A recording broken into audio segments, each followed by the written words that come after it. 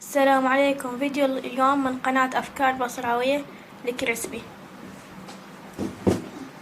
أخذت كيلو صدر دجاج وملح وبيكنج باودر وروب وليمون وفلفل، وهحط لها شوي شطة، وراح أقطع قطعة الدجاج الصدر مالتها حتى من أتبل الدجاجة بسرعة تتبل.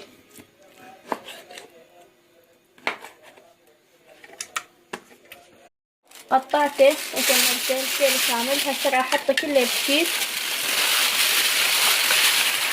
هسه احط التتبيلة مالته.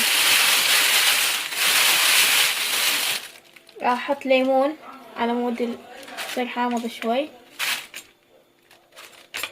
وراح احط له فلفل حتى يصير شوي حار، وروب وملح والصودة تخليه يستوي اسرع، وراح اخليه شوي شطة.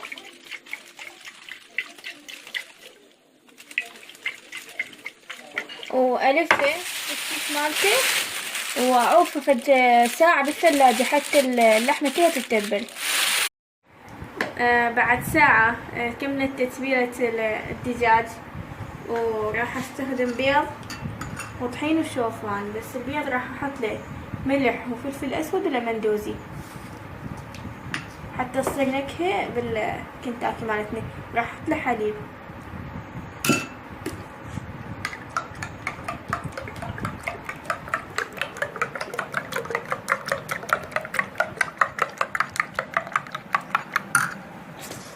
هسه راح اخذ قطعة